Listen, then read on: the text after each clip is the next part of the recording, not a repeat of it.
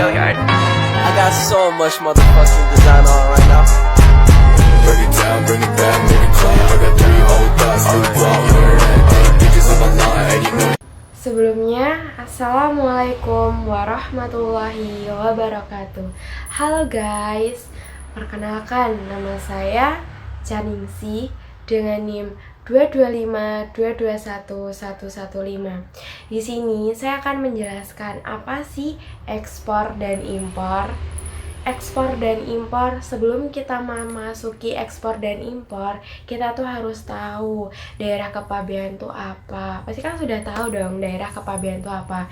Menurut Undang-Undang tahun 1995 nomor 10 atau juga bisa dikatakan pada nomor 17 tahun 2006, daerah kepabean adalah daerah yang meliputi wilayah udara, perairan, dan wilayah darat, atau juga bisa dikatakan tempat-tempat di zona ekonomi eksekutif dan landasan kontinen.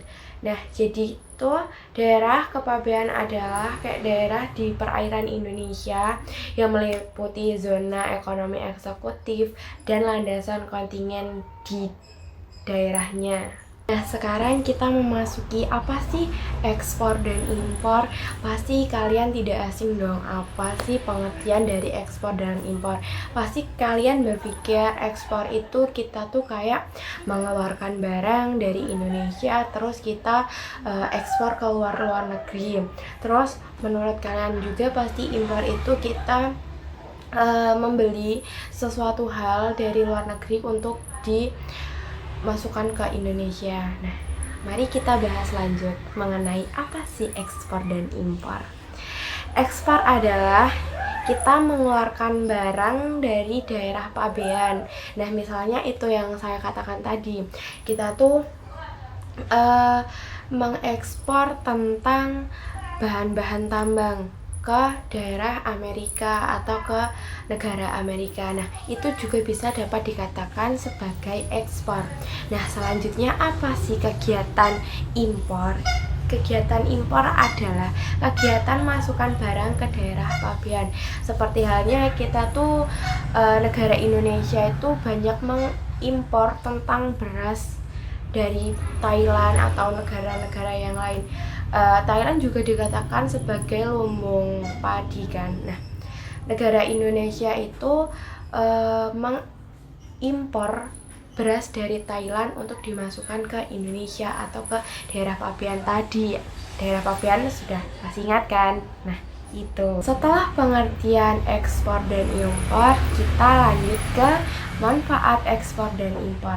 Apa sih manfaat ekspor dan impor? Yang pertama, manfaat ekspor dulu. Yang pertama yaitu memperluas pasar bagi produk ekspor. Yang kedua, menambah devisa negara.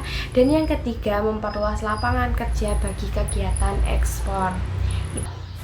Manfaat impor yang pertama yaitu memperoleh barang dan jasa yang tidak dapat dihasilkan dari negara Indonesia. Yang kedua yaitu memperoleh teknologi modern, seperti halnya misal kita membajak sawah tidak perlu lagi menggunakan ternak kebo atau ternak sapi, melainkan menggunakan traktor untuk memudahkan pekerjaan manusia. Dan yang ketiga yaitu memperoleh bahan baku. Yang selanjutnya, bagaimana perkembangan ekspor dan impor di Indonesia?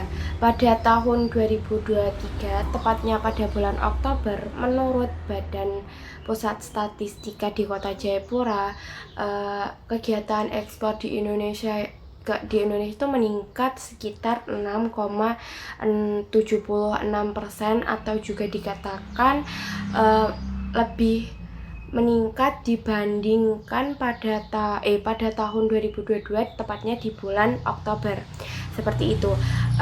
Peningkatan dari bulan-bulan tersebut itu tuh yang meningkat tuh ekspor non migas mencapai 7,42%.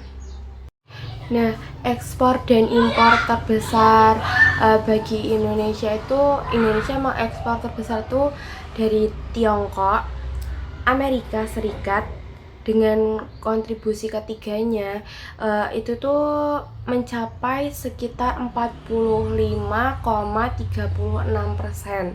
Ya, jadi peningkatannya tuh sangat drastis dari tahun-tahun sebelumnya.